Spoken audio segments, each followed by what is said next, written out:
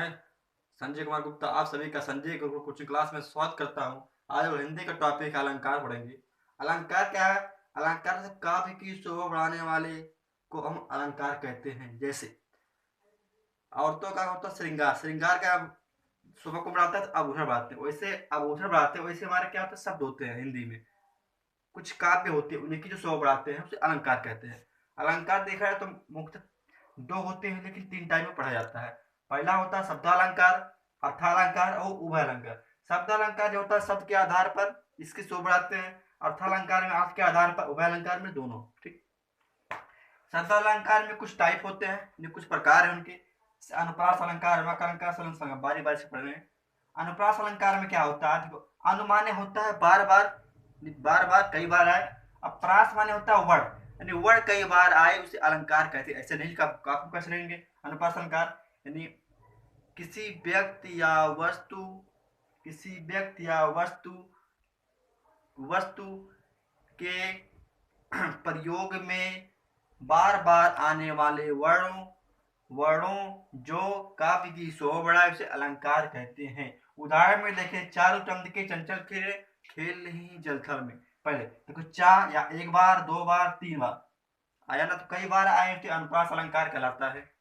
यमक अलंकार में क्या होता है? वर्ड के बाद क्या सब ये शब्द आता है, हम शब्द के बारे में ही पढ़ रहे हैं और शब्द जिससे हमारे वर्ड से मिलकर बना, तो पहले वर्ड आए हमारा अनुप्रास अलंकार। यमक अलंकार में क्या, शब्द बार बार आए, अर्थ कुछ भी उससे नहीं, मतलब शब्द बार बार।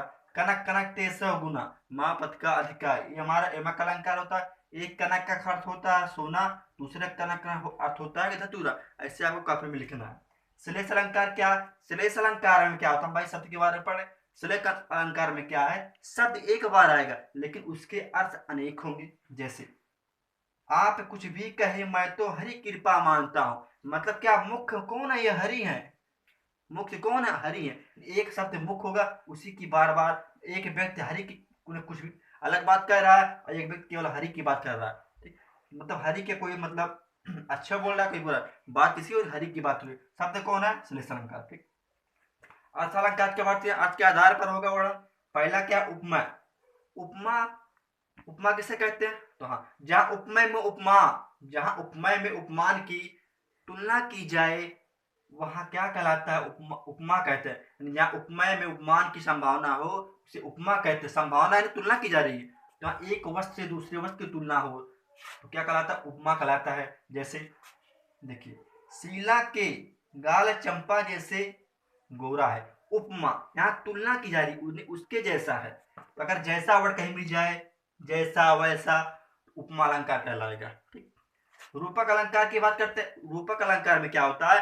दो वस्तु क्या होंगे, जैसे रूप, उनके रूप की बात करी, दो वस्तुओं के रूप समान होंगे, दो वस्तुओं के रूप समान होंगे लेकिन उसमें अंतर करना मुश्किल हो जाता है, तो रूपक अलंकार कहलाता है। जैसे मुन्नी तो मृग नहीं, मुन्नी जो है मृग नहीं, मृग जानते होंगे आप, हिरण देखिए। शीला तो चंद्रमुखी, शीला जो है वो चंद्रमुखी जैसी है, इसमें क्या है, अंतर करना असंभव, यानी मुश्किल हो जाता है, तो रूपक अलंकार कहलाता है। उत्प्रेक्षा अलंकार में क्या होता है?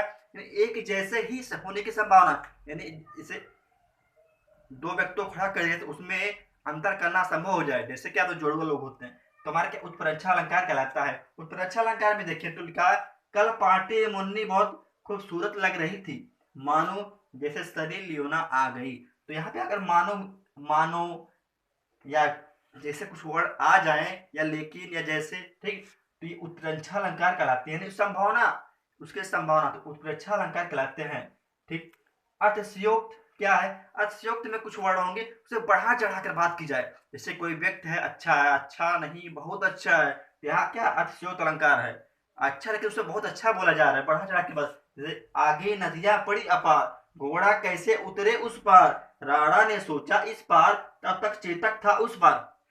अरे भाई, का आगे नदियां पड़ी अपार, नदी तो आगे है, घोड़ा कैसे उतरे, घोड़ा की बात कर रहा है, कैसे उतरे, लेकिन क्या बोल रहा है, राणा ने सोचा कि चेतक क्या है, उस पार है, बड़ा चाह की बात, अश्युत अलंकार कहलाता है। उभय अलंकार में आते हैं, अर्थ शब्द दोनों, दोनों क्या काव्य की शोभा बढ़ाते हैं, तो उभय अलंकार कहलाता है। ठीक।